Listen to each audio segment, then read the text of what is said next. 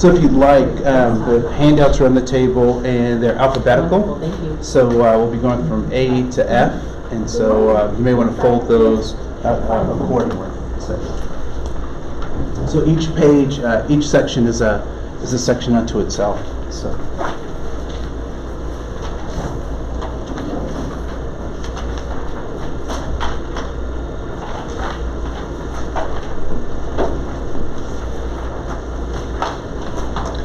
Good morning.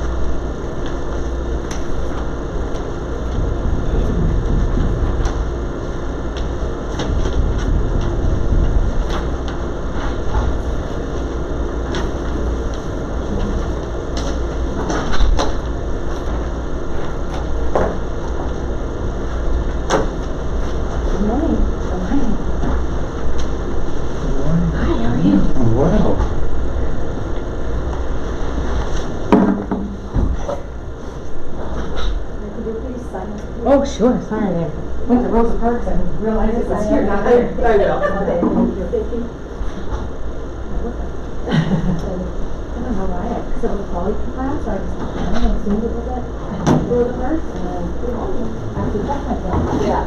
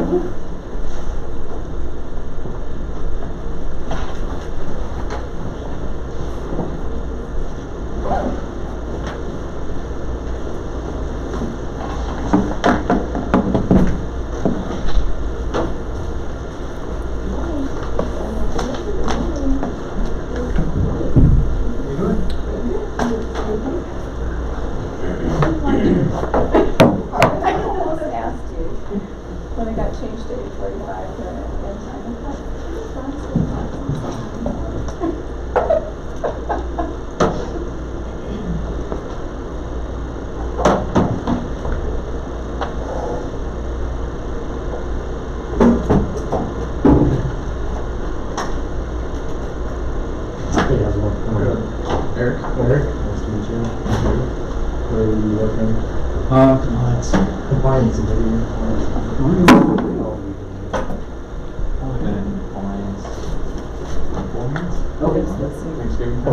Anthony, nice to meet you. 5 years before that in internal audit. Oh, okay.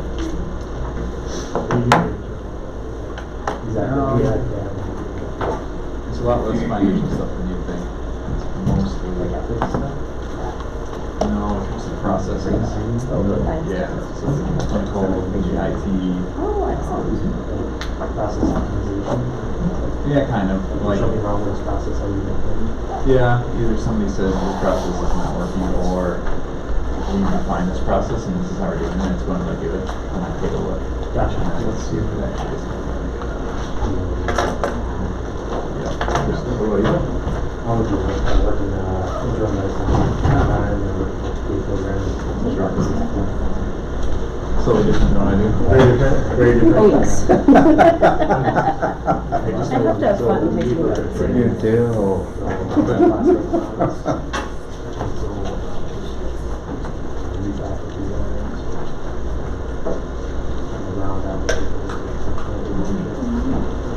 Sure. So now, you said, 2 minutes till it's Specifically, action time. specifically, I work in the policy office. there, so we have 5,000 policies and 15,000 other documents. You guys review them and approve, like. Kind of. We're trying to bring it down. Yeah. Yeah, converge everybody. Hold on. I have both bifocals, so. Okay, so we focus like on. I don't sit in the back. Like, for example, I manage different policies for often radiology. Exactly. I consider it. Yeah. Like, and, That's not good. Yeah, you can get buy-in from all areas. for whatever reason, that's kind of. Just areas of staff. So. Our Probably gonna radiology have classes do to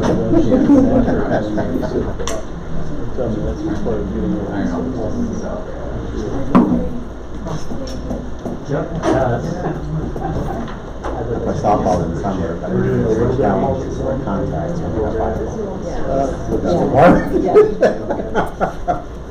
One of your programs is And in the outfits, by the time it gets to No, all the out there, I've adjusted my eyes. So we'll give about another 40 seconds or so for our colleagues to get here. I know some folks may have thought it was in a different spot, and it's hard to kind of come up this hallway. So we'll give them just about a minute or so before we get started.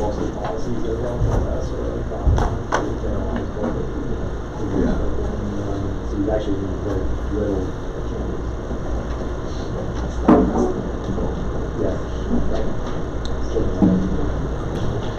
So the stacks of trees on your table, they're handouts that we'll use, and they're in alphabetical order. So if you want to go ahead and fold those, we will be using them in alphabetical order, A through F. You should have A through F.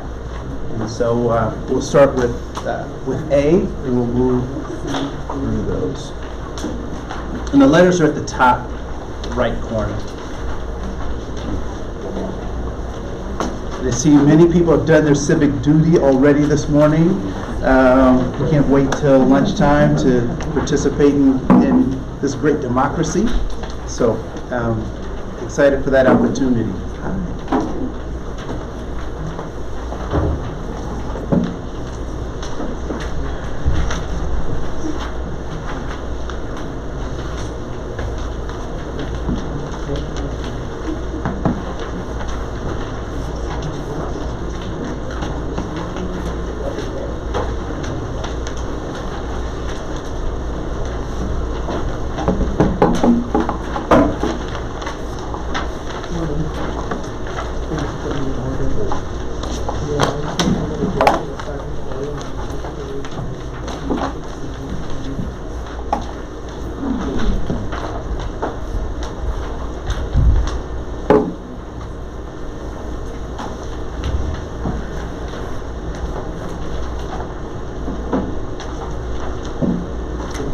All right, so we'll go ahead and get started. JP, you want to come on up? And we'll welcome everyone.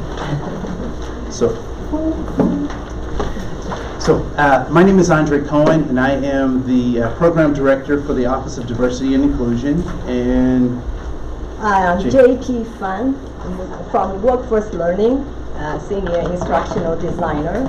I have been doing some diversity inclusion.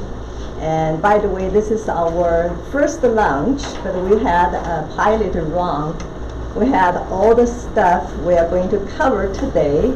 And the first pilot run, a lot of feedback saying, well, a lot of contents to cover within 2 hours.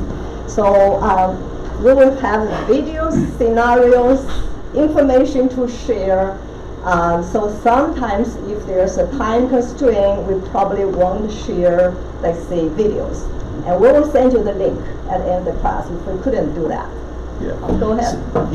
And I'm nervous by, as a K-12 instructor, as a college professor, so I overpack my agendas. And so one of the things JP was just talking about was they said, cut it in half. So we cut it in half, and we still think we have 4 hours worth of material, even though we cut it in half. So we're not trying to shortchange you, but we do have a lot of things, because this is a lifetime journey, right? So this idea that we can do it in a 2-hour class, and I would tell you that this is a survey opportunity for you.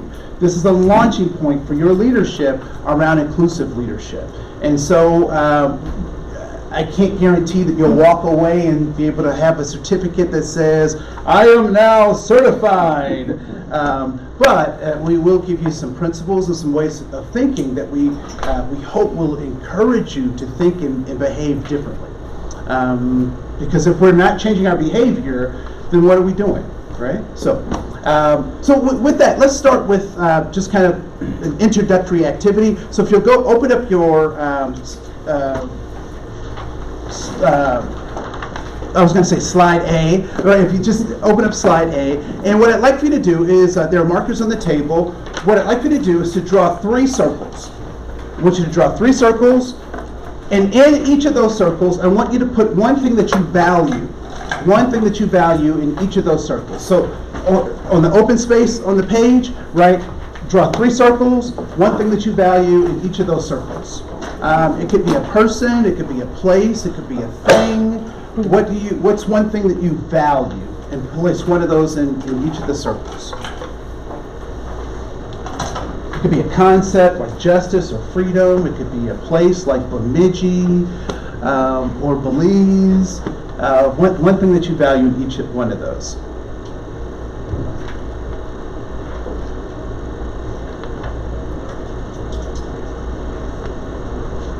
One thing that you value.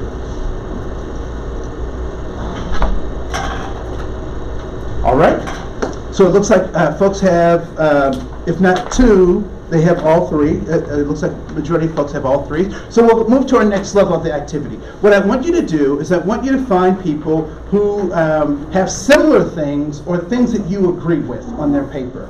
And once you find that individual, I want you to sign on the circles that you either agree with or you have as similar.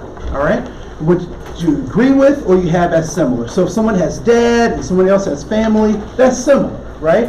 If someone says justice and you agree with that, I want you to sign on that. All right? So you have, what I want you to do in the next 30 seconds is get as many signatures as you possibly can in the room. On your mark, get set, go.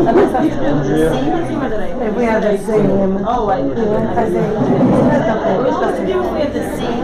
Yes, both and. If you have the same, if you like it. Oh, if you like it. Oh, well, that's great.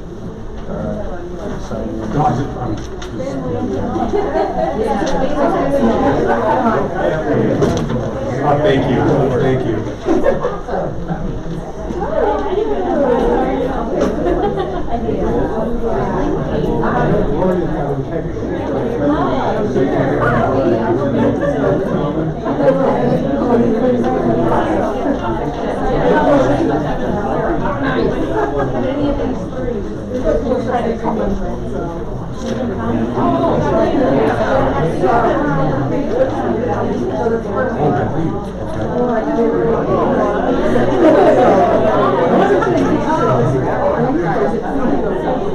$15 seconds.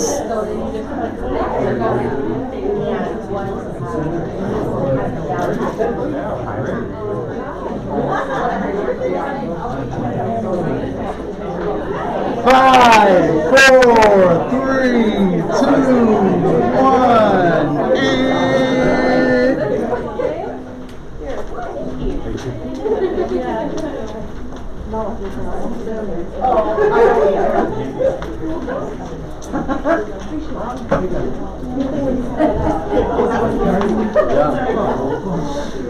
Thank you so much for playing. Is there anyone that did not have any signatures on their paper? All right, so everybody was at least able to get one person to sign on their paper. All right, cool. Yes. Yeah, no, please. He just signed. Yes. Were we supposed to sign when we agreed or when we had the same circles? Yes. Her question was, were we supposed to sign if we agreed or we had the same circles? And the answer was yes. And why do you think the answer was yes? What were we after with this activity? Like How much we agree with one another. How much we agree with one another, right? So did you see other things on people's papers that you agreed with or that were similar to yours? Yeah. Yeah. Did you also see things on other people's papers that were different than the things that you had on your paper? Yeah. Yeah. So what do you think the lesson is in that activity? So we value a lot of the same things. And what else? Yes. I think that showed that we value a lot of unstated things. So you might agree with something that you didn't put it in your paper. Yeah. How many people saw stuff or signed on stuff that you didn't have on your paper, but you were like, oh yeah, right? Now, could I have added more than 3 circles? Do you value more than 3 things, right? Why, sure you do, right? So, so there's that. The other thing that I would also suggest is that we're also that we're really talking about our commonalities and our differences simultaneously. The things that the ways in which we are like are important, and the ways that we are different are also important, right? So those commonalities and differences. A lot of times when I've sat in seats like yours and listened to someone not quite as eloquent as I am, that was a joke on my humbleness, they would talk either about our commonalities or our differences. And what I would like to suggest that when we talk about being an inclusive leader, we have to take both into account, right? Our commonalities and our differences. So I am interested, though, about some other things. Did anyone put their race or their race or their cultural heritage as one of those things that they value? Anybody write that down? Okay, cool. Did anyone write down their gender or gender identity as one of those 5 things that they valued? I mean, those 3 things that they valued. No? Nobody put that? Okay. Anybody put their IRS tax status as one of those things that they value? No. Okay, so why did the majority of us not put our race or our gender identity or our socioeconomic status? Well, why do we not put those things down when we had the opportunity? What do you think? We don't get to pick our parents, but we can pick our friends. We didn't get to pick our parents, but we get to pick our friends, and we get to pick our noses, right? Yeah, so we didn't, some of those things we didn't choose. Why else might we have not put those things down? I don't even think about it as So far as, value. So you didn't even think about it in terms of value. It didn't even come up, Right. right? Yes, please. So, camping onto that, it's our implicit identity. It's a given. It's a given. It's an implicit identity. It's an identity that we don't think about often, right? And some of us might be embarrassed to say that my race is important to me because of our social constructs, right? Talking about whiteness, oftentimes people are uncomfortable with that, right? And we'll talk about this in the session. There are white men in particular who feel like they're the new minority, given how we talk about and how we think about diversity and inclusion. And so we have to take those things into account.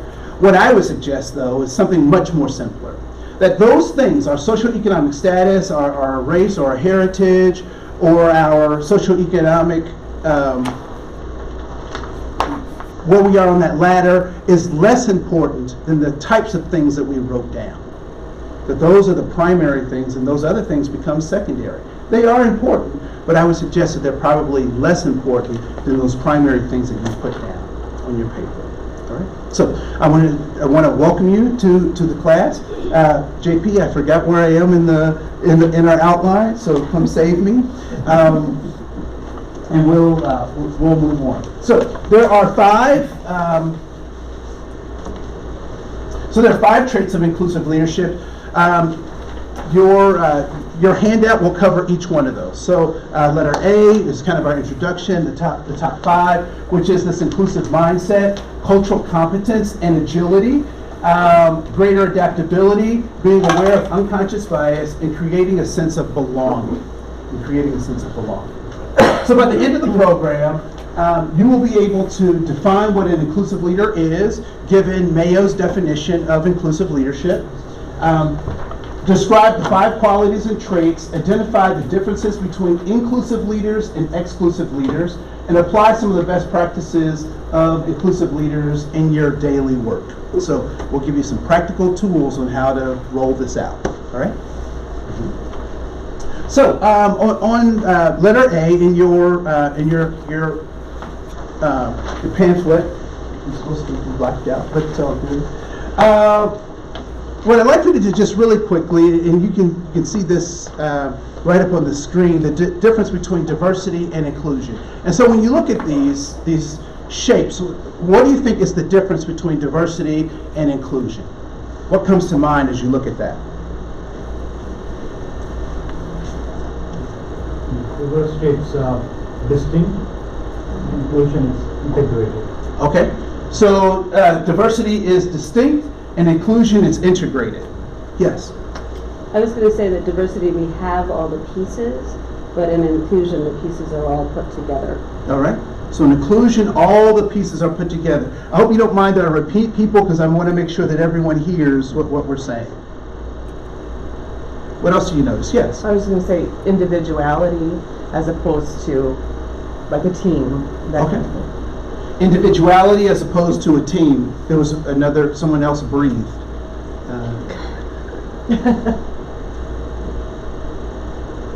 Cool. So inclusion really is taking all of our uniqueness, so what do these shapes have in common, first of all?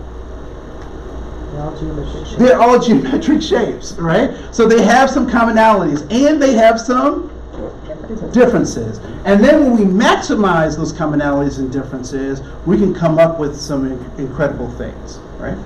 So what I would typically do when I ask you to, if you want to use this in your own workspace, because we're going to do this kind of a two-prong approach. You're going to go through this, but I'm also going to teach you how to do some of this stuff with your work units. I would have your work units look at those shapes, create something out of those shapes, and then have the same kind of conversation that we're having, right? So this is something you can do in a team meeting. 5 minutes. Doesn't take more than that, right? So what is inclusive leadership? An inclusive leader is one who creates a welcoming environment by acknowledging each individual's unique self and perspective, and making everyone feel valued, accepted, and included. Right? So that's what we mean. Have you experienced that at some point? Have you experienced this? In those circles where you experienced that, how did you feel about that place or that organization you were a part of? How did that make you feel? I felt safe. You felt safe.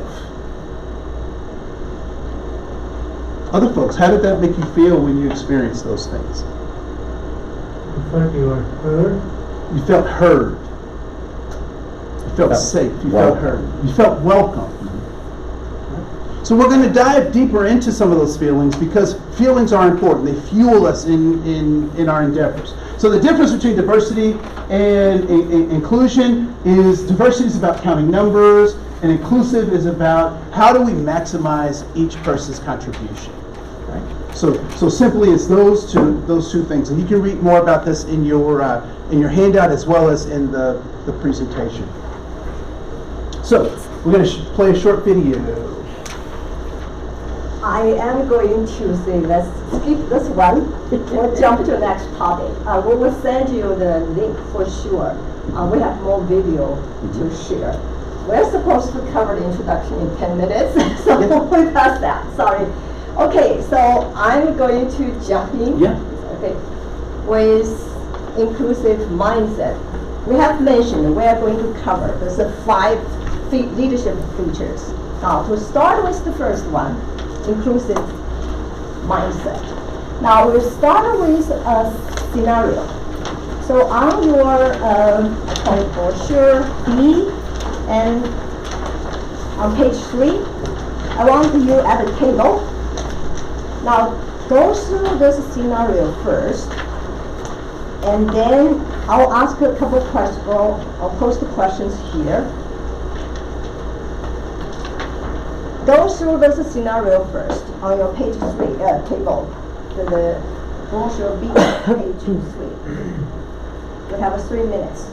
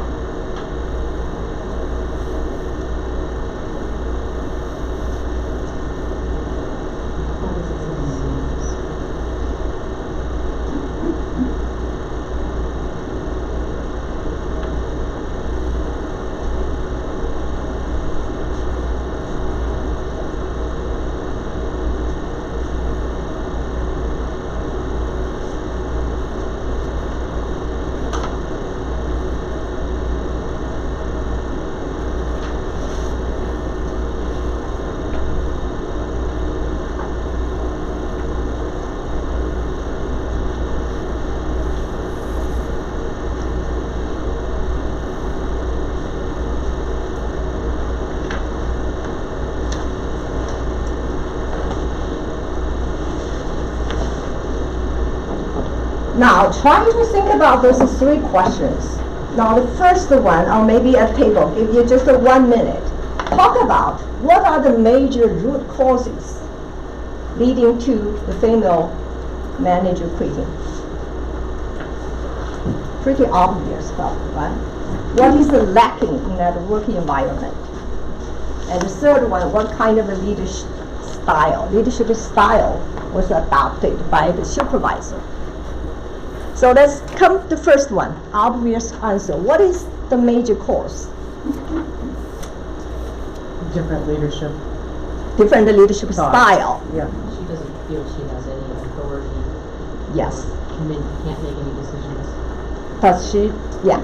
Does she feel she belongs there? Okay. Okay. And the second one, well, working environment. We talk about that. Okay. Style. We talk about that. I mean, this scenario we will mention it as we go on. Okay. So, by the way, that's a real case, male case. We changed the stuff. Okay.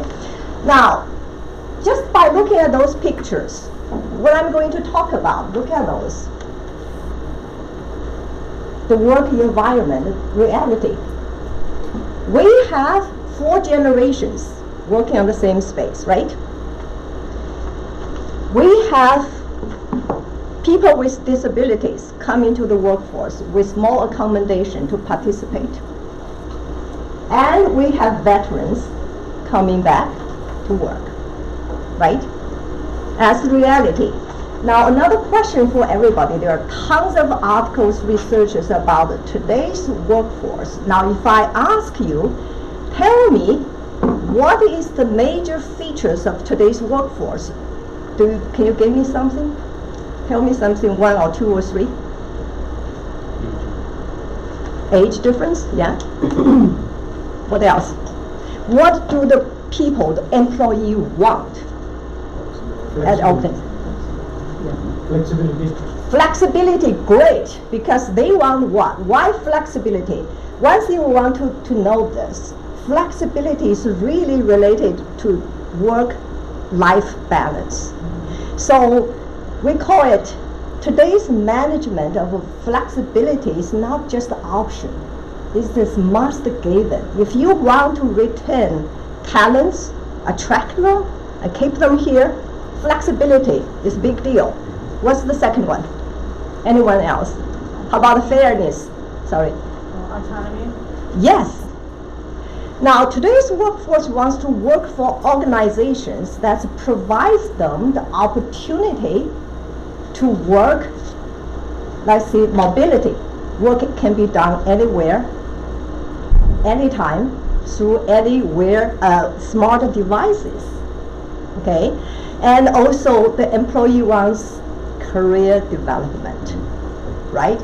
And you provide me the opportunity to grow, and I have the opportunity to learn improve my skill, earn my experiences, and I can feel I have the influence and the impacts to the environment. That's what I'm looking for. I mentioned fairness. People want fair opportunities, fair treatment, regardless the age, gender, race, color, whatever, social backgrounds, fair. And another thing I would mention, autonomy, right? Flexibility, and also recognition. Why recognition? It's really related to job satisfaction. You've done a good job. You want your value to be recognized. That's really gave you the sense of accomplishment, right? And then you want to, that's actually increase your creativity, productivity, and also gave you a sense of belonging. So all those new features of the workforce, I call, gave a lot more pressure to today's leaders to have this new leadership capability. I call it a capability. That is, we call inclusive mindset.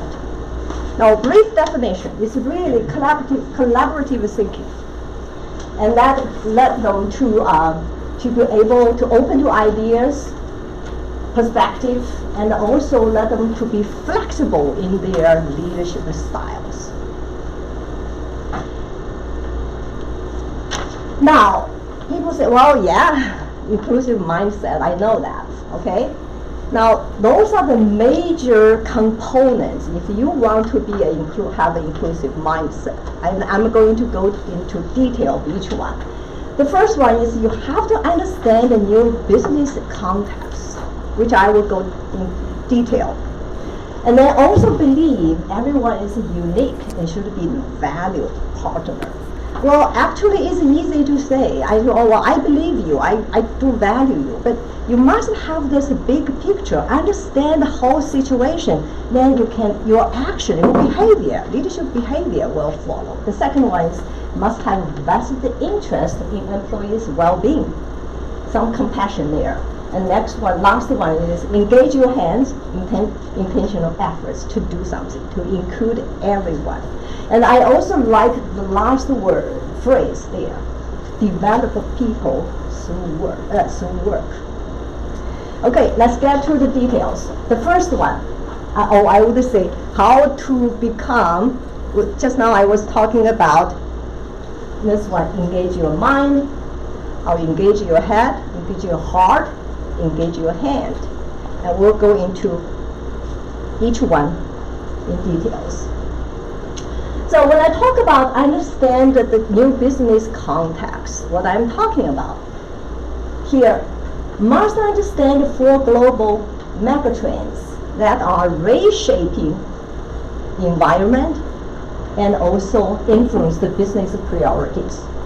So to start with, diversity of markets. We know American populations are becoming more diverse, right? And then the big businesses, organizations are trying hard to reach new customers from different cultural, different race or social groups. Examples.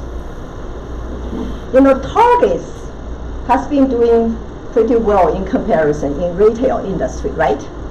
They have released commercials describing the Black families according to their values and their ideals instead of using stereotypical description. And then some big car makers like Ford, Chrysler, General Motors, they have been reaching out to LGBT groups, doing some sponsoring related events, and doing some commercials specific to those groups. And also, we have, I think it's called Harley Davidson.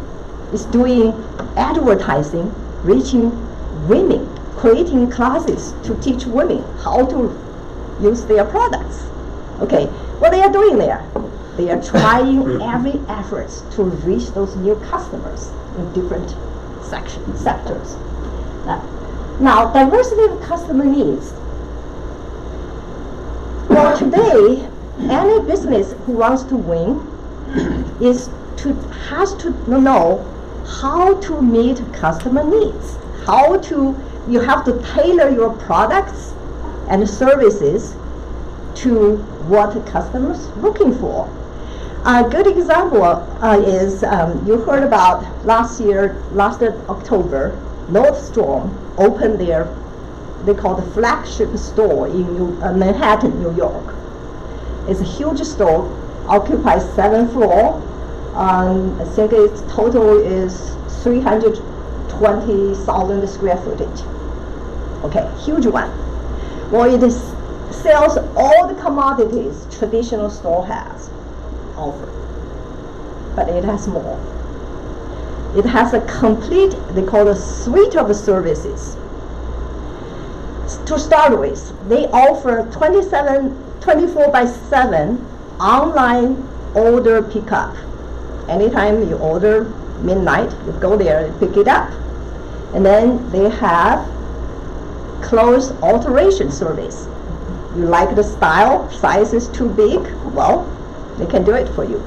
They have shoe repairs, and they have a stroller cleaner. Okay, and also they offer appointments with a personal stylist in Style Room Lounge. Now, when you're hungry, of course, most of the big malls have eatery places, right? They do have 7 places for eatery, but here is the best. Any of their customer reps can deliver your meal to you while you are shopping there. Now, on top of that, they also employ high-tech solution. I heard about augmented reality, right? Some store in Japan they have already, they call it magic mirror, right? I like certain style, I stand there, push the button, different styles come in, and I don't have to literally try it on. But in this Nordstrom, they call augmented reality booth, where people, mostly women, right? They can try over 400 different shades of lipsticks without literally try it, right? That's the part. How to meet customer needs. What's the result? They attract big traffic there. Now, diversity of talent. Needless to say, most big companies are competing against each other to attract people. Well, some of the, I think there's a Society of Human Resources Management, they have a survey, they say 57% of recruiters in America here is using, they call the practice of a blind, try to overcome unconscious bias, trying to using the blind hiring, right? You know what is that, right? And also sometimes you couldn't find the right people for the right position right away. What they do, talent rediscover. Well, access the internal talent pool to find the people, right? We do that. So just a minor example, you heard about in Germany last year, their economic growth was only 0.6%, pretty low. You know, one of the big reasons is what?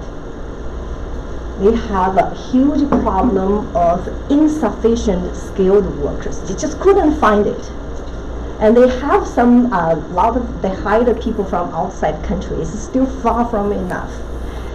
So Chancellor Angela Merkel actually sounded alarm. He says, well, we need to speed up the visa processing. We need to hire people from other EU countries and also like Mexican, like Asian countries. When we talk about those talents or trying a shortage of skilled workers, you have to know this. You know, in some even Asian countries, Japan, Korea, the birth rate has been pretty low, stay within 1.2 to 1.3. They are lacking the labor there. You know, last year, Chinese population growth was 1.4, lowest in the 6 decades. And I heard all of the stories, some smaller cities, their elementary schools were literally closed. They don't have kids there. Now it is still okay because we have large population base in 20, 30 years. If that trend keeps going, that country can get into trouble in terms of that. So people, the big corporations, big companies, trying to figure out all the way to attract people, skilled workers, and try to keep them. That's a battle there. Now, diversity of idea, what I'm talking about. Any organization, if you have innovation using diverse ideas, perspectives, or leverage ideas, perspective, try to be creative, you are the winner. I used to use the retail examples, like we know at Rochester, we used to have Sears, we have Shopko's, right? Sears were closed, right? Out. Shopko North, I know, was closed. So Shopko actually closed their 70% of their stores. They try to restructure and re-emerge from bankruptcy. Sears is, so far, they probably only have about 200 stores all over the country. Macy actually is struggling. I heard last month, is the CEO trying to talk about how we want to renovate, how we want to change our business model. Well, they are still struggling there. But if you go to that store just to see how much change was there, not too much actually. Well, on the other part of the spectrum, I mentioned about Targets. Targets last year added more than 100 new stores, remodeling over 500. They have a network of over 1,800 stores. They provide the different size, supermarket or super Targets, and smaller for smaller cities. Now what's the best? They have special brands. They add in special brands, new designs, and they provide, they call the private label lines, whatever you mentioned. What is the real purpose? They cater to customer needs. So Target is doing well. One thing I can prove that, I know at least by the end of last year, their stock was grow almost 90%. Fine, okay? So now, everybody can ask me this question, why are you talking about those? Why I'm talking about those? Here's my, I would call conclusion. Understand the whole market context business. Tell us diversity is reality, inclusion is a choice. That choice, you want to make that choice or not, I call it a to be and not to be question. It really decides the business is the winner or the loser.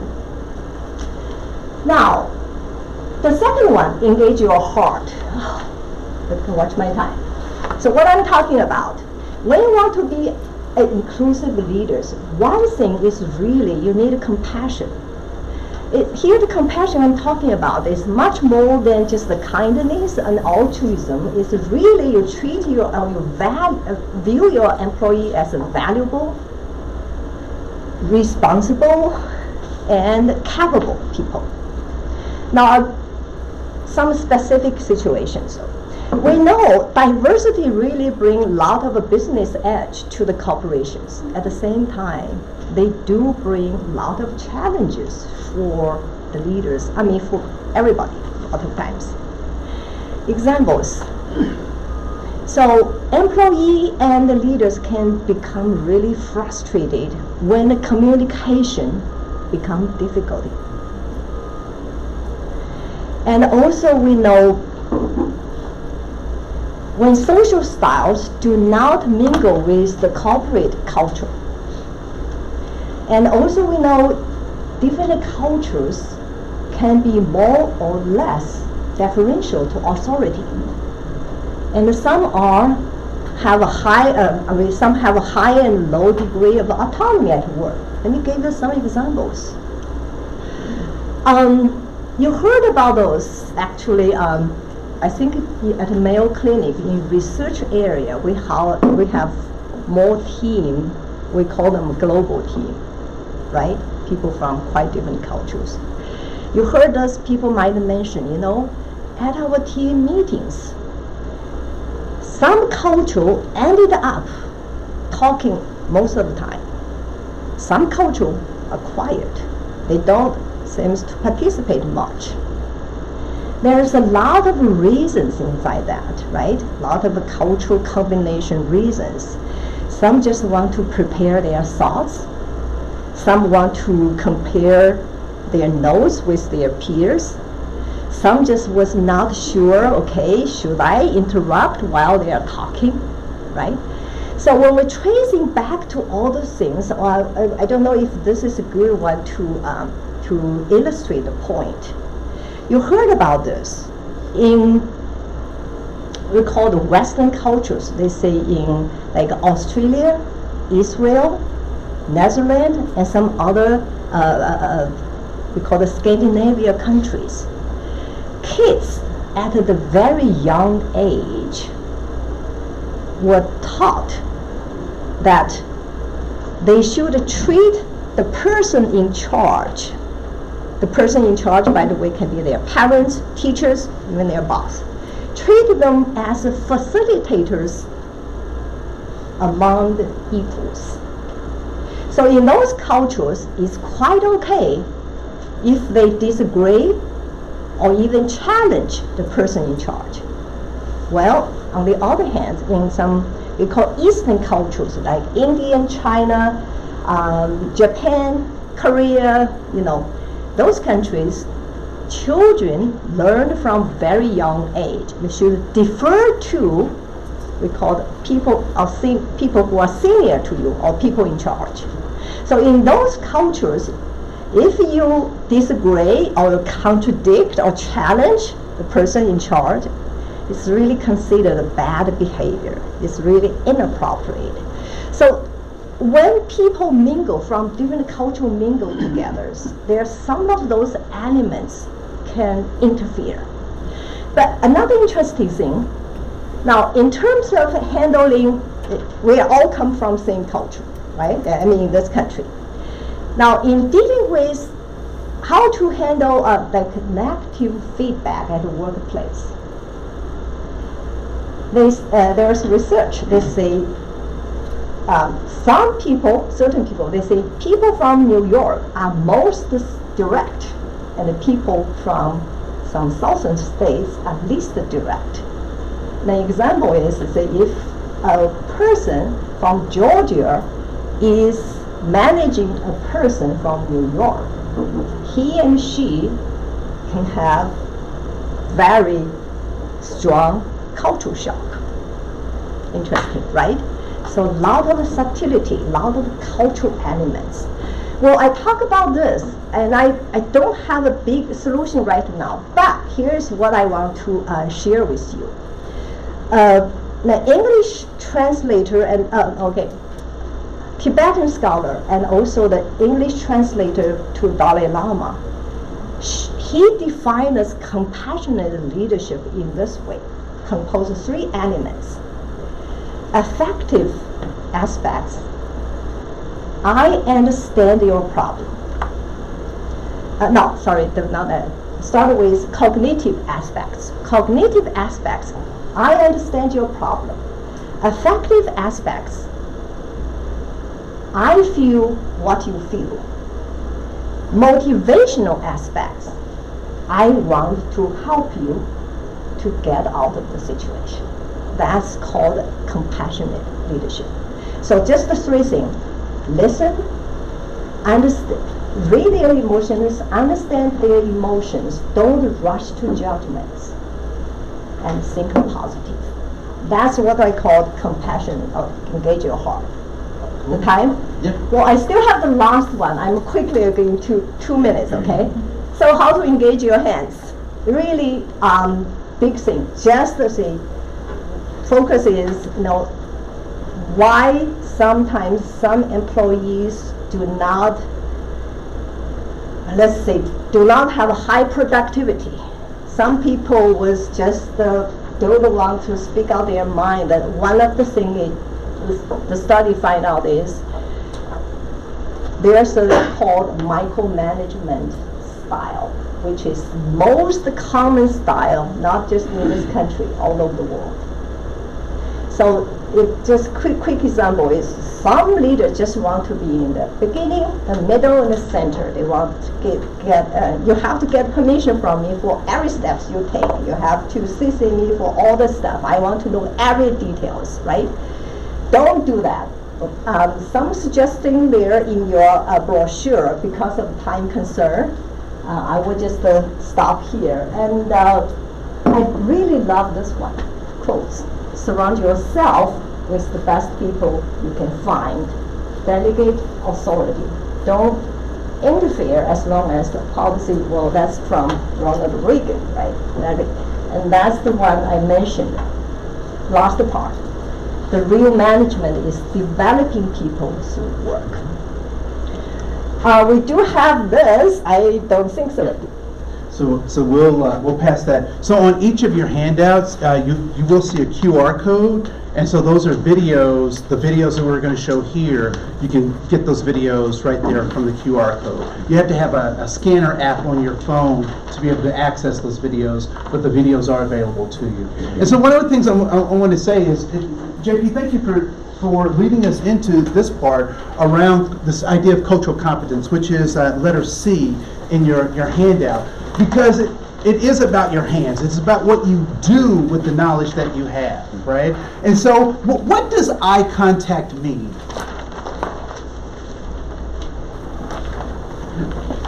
Engagement. It means engagement. Depends on what culture you're on. Depends on what culture I'm asking. What does it mean? So let's talk about this Western culture. What does it mean in Western culture? I mean, what's that? That you're trustworthy, that you're respectful, that you're engaged, that you're honest, right? Is it possible to maintain eye contact and be a liar? Yes. Is it possible to maintain eye contact and not be trustworthy? Is it possible to right? So what does eye contact mean? It's funny, so lots of us, many of us in this room have the responsibility and the opportunity to hire people. And unfortunately, that's one of the criteria that's not on the resume, that's not on the evaluation, that we judge people by. We're not using cultural competence, right? How many folks have had to do the handshake? What's the handshake mean? Confidence. It means confidence. It means you don't. All these things in a millisecond of judging someone, we're not using cultural competence. And so what I like to suggest is that we be critical about how we think. How do we measure these things? How do I hold people accountable to things that I'm not telling them I'm holding them accountable to? There's no check. I've never seen a checklist for the handshake, right? Or if someone smiles. So we want to think about cultural competence in a different way. So what I'd like for you to do is to turn to page 3 in your handbook. It's letter C. Page 3 in your handbook. And I'm going to give you about a minute or so to read the scenario. And then I want to talk about it, have you talk about it at your table, and then we'll do a call out. All right? So the questions I want you to address are, I flipped page 2 and 3 without the page numbers, sorry. But page 2, number 3. I'll give you just a minute to read that. You want us to read which page? Actually, we'll read both of them. So just to cover yourself, read both pages. All right.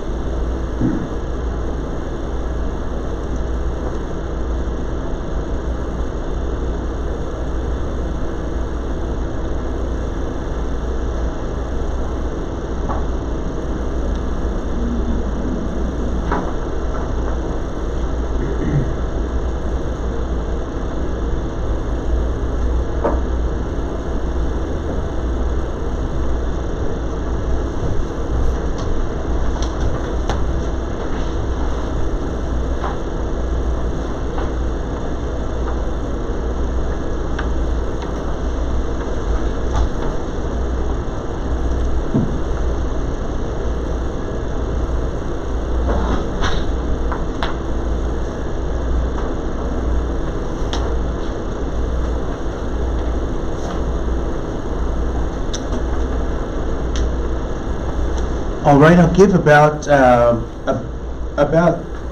2 minutes, 3 minutes for you to talk about this, answering these questions on the second half of that page at your tables, and then we'll come back and we'll talk about them as a group. All right. So 2 minutes, and we set my timer here. 3 minutes actually to have conversations about those questions. You can start now. Reactive, but they were proactive.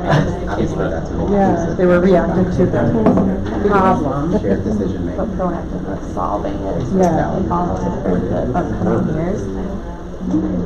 It's really an amazing approach.